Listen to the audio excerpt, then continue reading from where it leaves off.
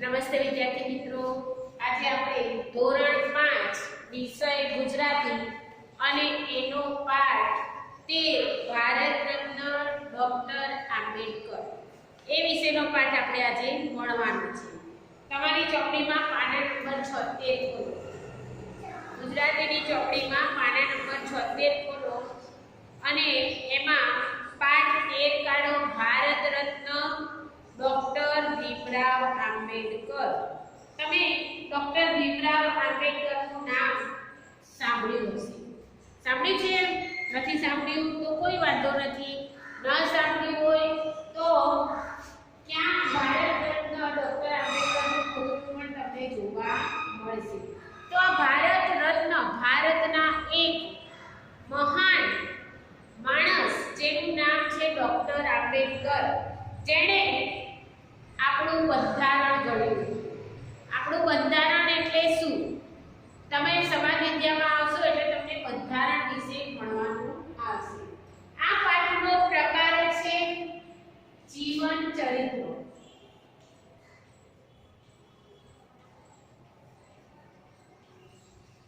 જીવન ચરિત્ર કોઈના જીવન ઉપરથી પાઠ લખવામાં આવે એને જીવન ચરિત્ર કહેવાય.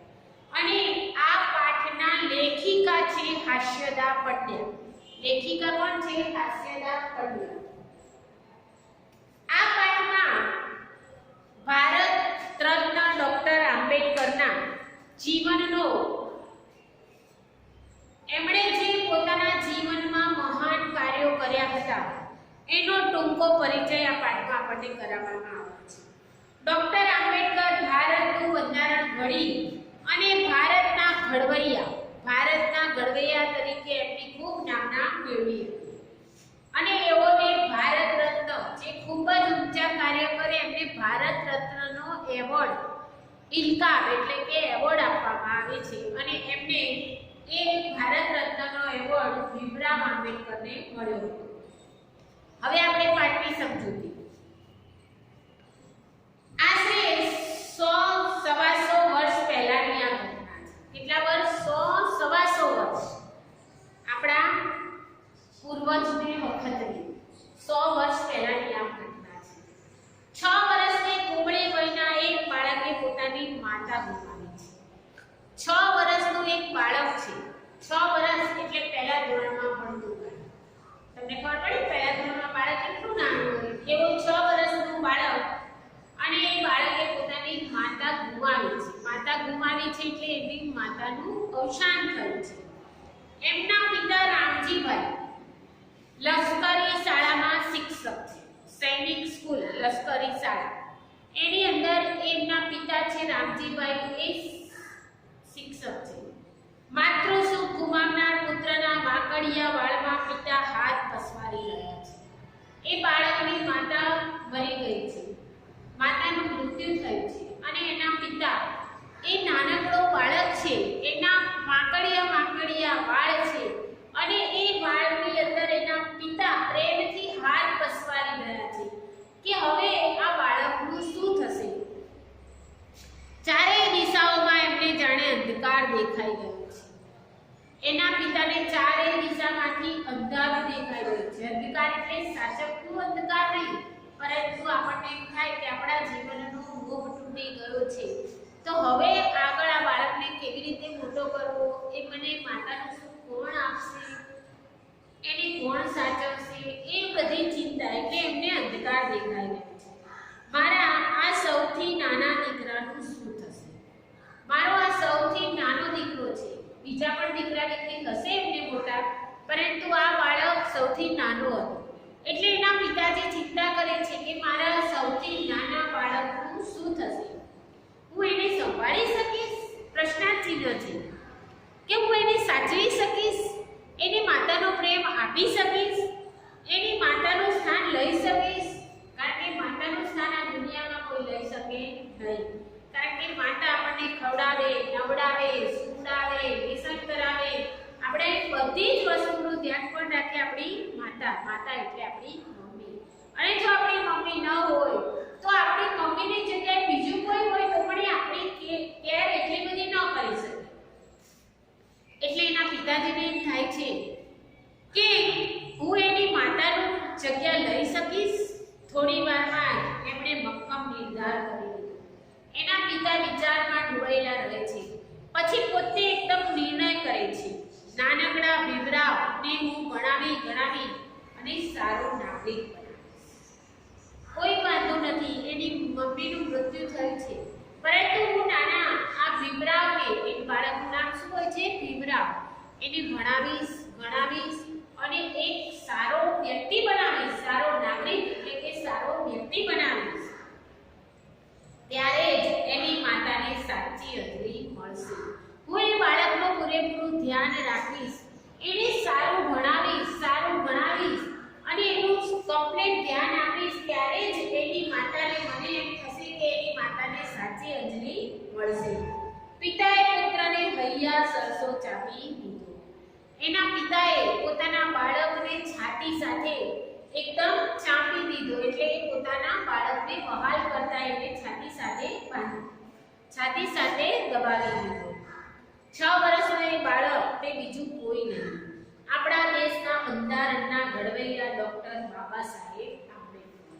એ 6 વર્ષનો જે બાળક હતો, જેણે પોતાની માતા ગુમાવી હતી, એ બાળક બીજો કોઈ નહીં પરંતુ કોણ હતા? ભીમરાવ આંબેડકર. એમનું મૂળ નામ ભીમરાવ. એમનું મૂળ નામ શું હતું? ભીમરાવ. અને માત્ર 6 વર્ષની ઉંમરે તેની માતા ભીમાબાઈનું અવસાન થયું. એમના પિતાનું નામ શું હતું? રામજીભાઈ. અને માતાનું નામ ભીમાબાઈ. અને 6 વર્ષના જ્યારે ભીમરાવ હતા ત્યારે એની માતાનું શું થઈ ગયું? અવસાન થઈ ગયું. અવસાન થઈ ગયું એટલે મૃત્યુ પામ્યા. દલિતો અને પીડિતો માટે જીવન સમર્પિત કરનારા ડોક્ટર ભીમરાવ આંબેડકરનો જન્મ મધ્યપ્રદેશ રાજ્યના મહુ ગામમાં 14 એપ્રિલ 1891 માં થયો. તમને ટૂંકા પ્રશ્નની અંદર કે વિકલ્પોની અંદર આ પ્રશ્નો પૂછાઈ શકે. માતાનું નામ, પિતાનું નામ, એમનો જન્મ ક્યાં થયો હતો, ક્યારે થયો હતો, એમનું પૂરેપૂરું નામ શું હતું, એ બધું જ તમને ટૂંકા પ્રશ્નની અંદર પૂછાઈ શકે. દલિતો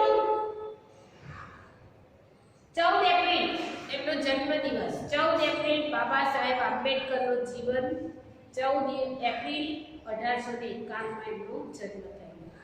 ભીમરાવ રંગે ગૌવર્ણ.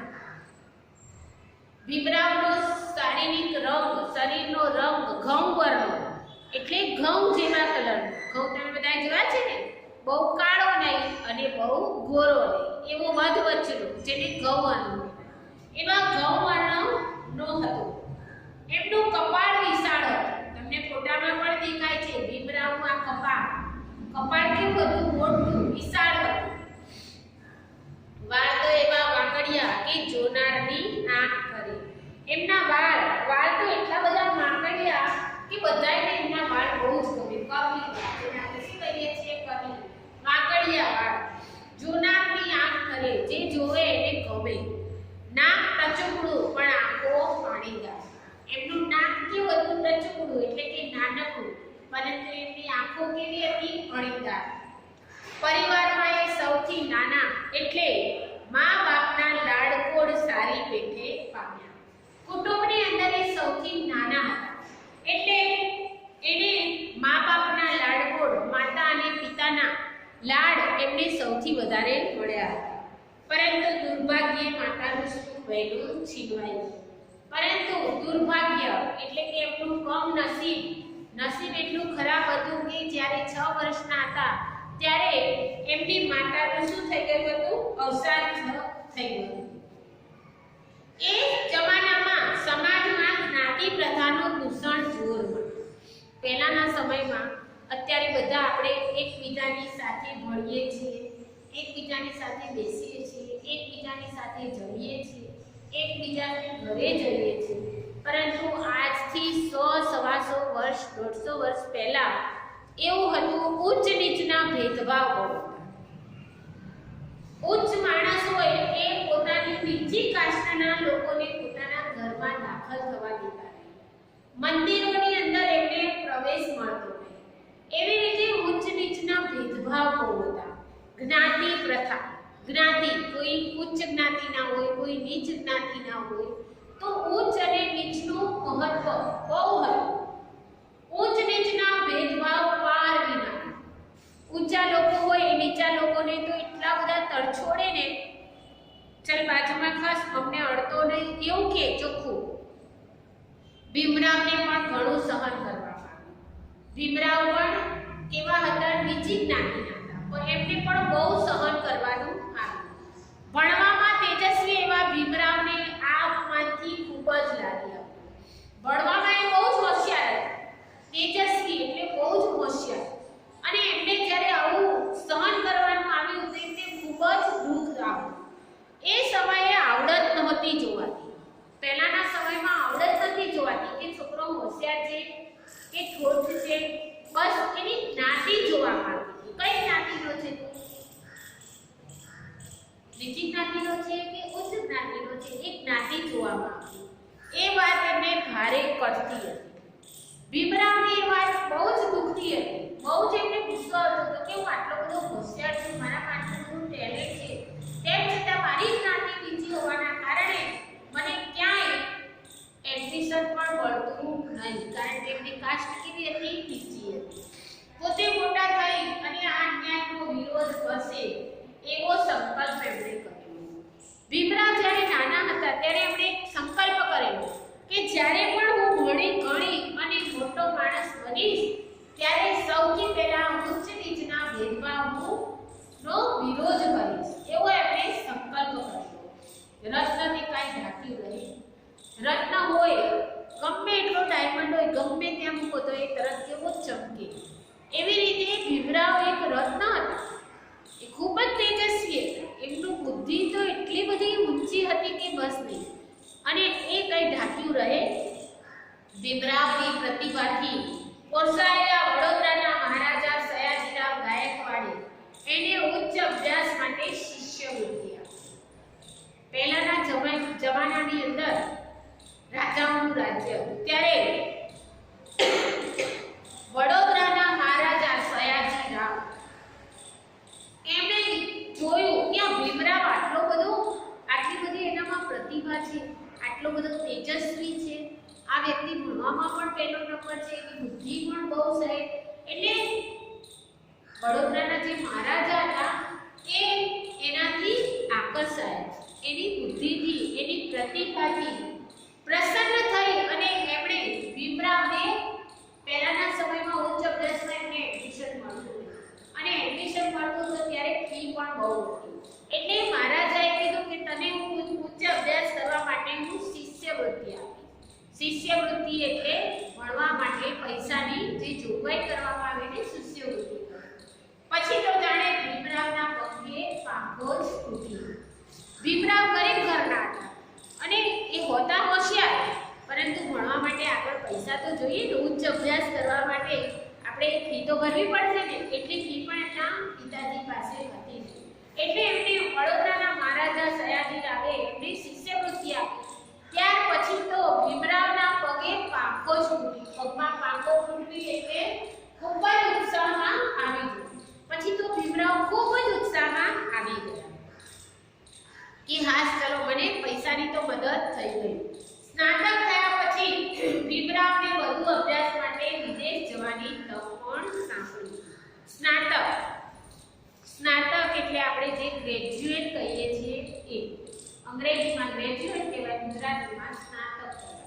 તમે ભણો છો અત્યારે 5મામાં, પછી 6, 7, 8, 9, 10, 11 અને 12 ધોરણ ભણશો પછી તમારે કોલેજના 3 વર્ષ.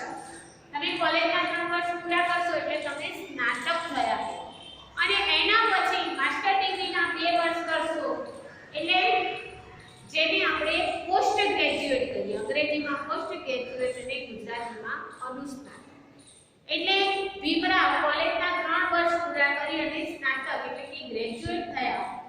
પછી એમને વધારે ભણવાની ઈચ્છા ઈચ્છા હતી, કારણ કે હોશિયાર તો હતા એટલે વધુ અભ્યાસ માટે એમને ક્યાં જવાની તક મળી? વિદેશમાં ભણવા માટેની એમને તક મળી.